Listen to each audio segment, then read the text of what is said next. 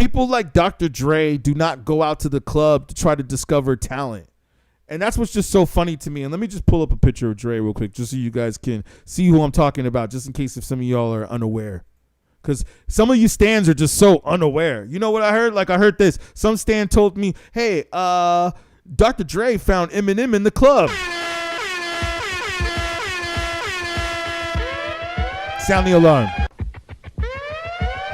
Can y'all believe that? I mean, the internet is right here available to everyone. All you have to go do is go do research. There's plenty of interviews out there of Eminem telling you how he got discovered. And in none of those interviews does Eminem say Dr. Dre discovered him in the club.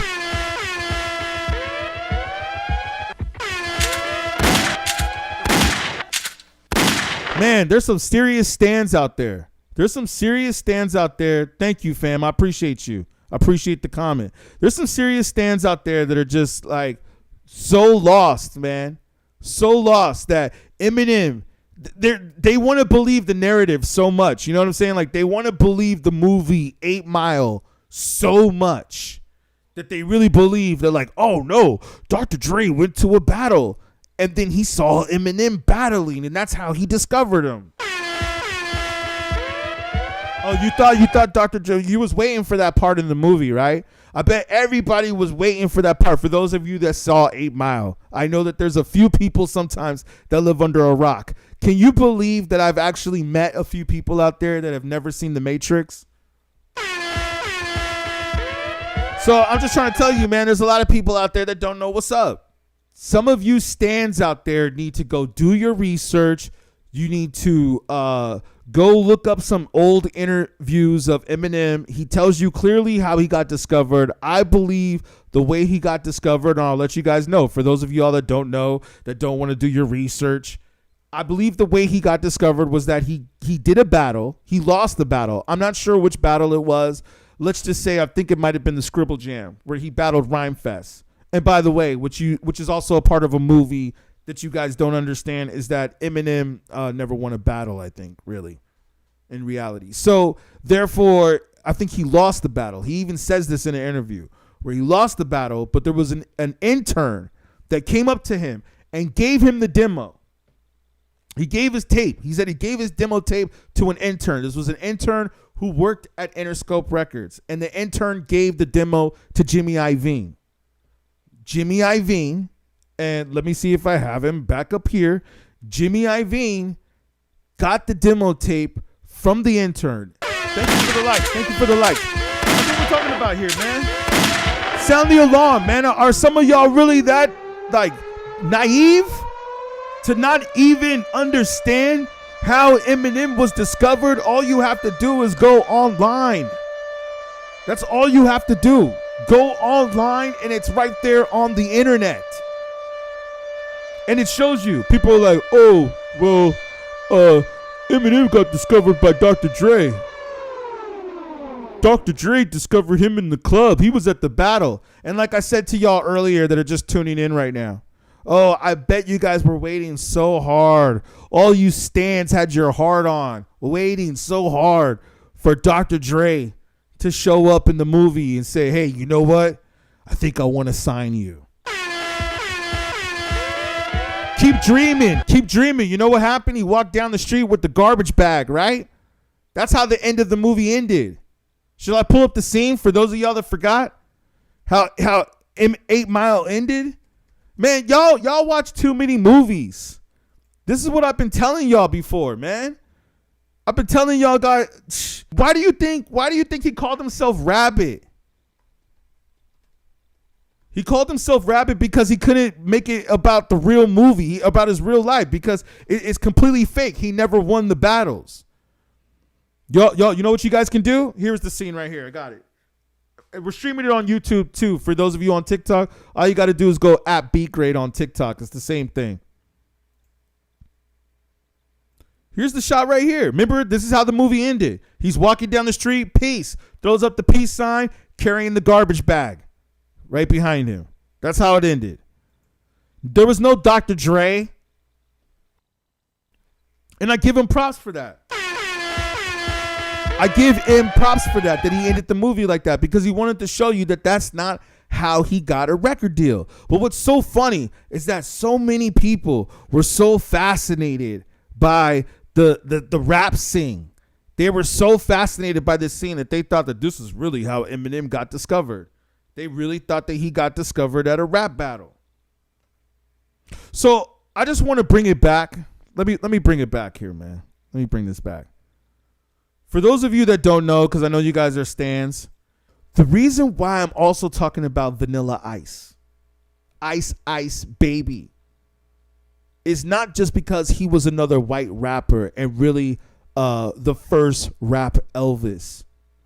The reason why I'm talking about Vanilla Ice is also because he was on the same label as Eminem.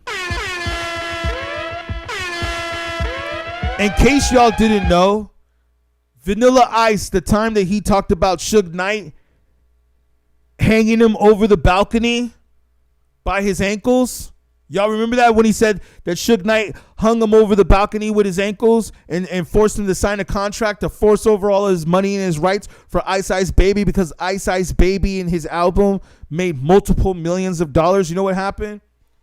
He said that Suge Knight took that money and started the record company, which was distributed through Interscope, Jimmy Iovine, which then brought on Dr. Dre, which I'm sure some of y'all have seen in the movie Straight Outta Compton, where Dr. Dre wants to leave. Well, first, Dr. Dre just keeps leaving the white man. Can I say the other name? Can I say the race? Oh, no. I can't say the race, right? I can't say the race. Because if I say the race, then TikTok is going to flag it. You know what's funny is that when I said the race, TikTok flagged the video at that time. Like, hey, you're talking about the tunnels. Talking about the tunnels? You guys know what I mean. Y'all know what I mean? The New York tunnels? These guys, they were hanging out in New York tunnels.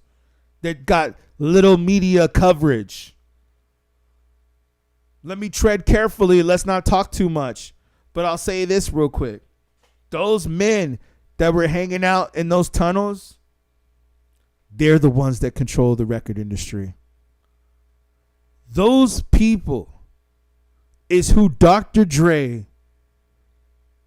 Oh man, I hate to say it because I actually like Dr. Dre. This is no disrespect to Dr. Dre because I've met you before. You guys can do your research. You see that I got pictures out there with Dr. Dre. I want to say real quick that Dr. Dre, you have just been going from white man to white man to white man, where some people would call your master. And that's okay because they made you a billionaire. They said, hey, you know what? You know what, Dre? We're going to make you the richest Negro on the planet. But you know what? You want to become the richest Negro on this planet? This is what they told Dre. This is what they told Dr. Dre. And let me pull up the picture of Dr. Dre too. This is all connected, yo. I'm trying to tell y'all that all of this is connected. Eminem, Vanilla Ice, Interscope Records, Snoop Dogg, Dr. Dre, Cannabis. I think even Cannabis was on it. Dr. Dre, man. You know what they told? You know what they told him? They said, "Hey, you know what? Still. Yo, man, how many people out there figure it out later on, especially if you guys watch our top 10 videos, our top 10 producer videos? How many people figured out later on that, oh, actually, Scott Storch made the beat still?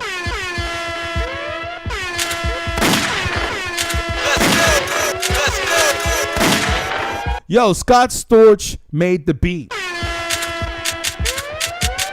But remember when it first came out? Remember when it first came out, everybody thought that Dre did it. It's like, nah, man. Dre didn't do the beat. I mean, I heard he did the drums, but did he? Did he really do the drums? Now, I'm not trying to take nothing away from Dre. Genius. You can't get to that level without being a genius. And Dre's actually a very cool dude. I've met him a few times, as I've mentioned. Cool, humble. For being at that level of fame, he's a very humble dude. I will say this, though, with Dre. They probably came and told him, which was Jimmy Iovine, right? Let me see if I got the picture of Jimmy Iovine still. Yeah. They probably came to Jimmy Iovine, or Jimmy Iovine, I'm sorry. Well, the intern gave Eminem's demo to Jimmy Iovine, right? Yo, man, the demo was given to Jimmy Iovine. Okay? Jimmy Iovine, who we all know, white guy, went and gave the demo to Dre. Okay? And probably told him, yo, Dre, you want to be the richest Negro on planet Earth? Or at least one of the richest Negroes next to Jay-Z and all them? You want to be in that elite? That's the reason why Dr. Dre did the Super Bowl. This is elite power. Now, we can't deny that this man got classics. He obviously got classics with Snoop Dogg along with just Jay-Z. All of them got classics, right? But I'm trying to tell y'all that we in an elite caliber of hip hop here. This is an elite spectrum of hip hop. This is why you are able to do the Super Bowl. Dre, you could be the richest Negro in the world. We talking elite power. Let me say real quick, man. They told Dre, you can be the richest, in the world, but you're going to have it all, man. Super Bowls and everything. You're going to have it all. But you know what you got to do? You got to sign this guy first.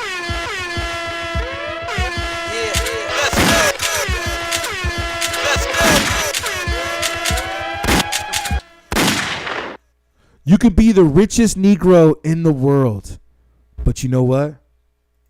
You got to sign this guy first.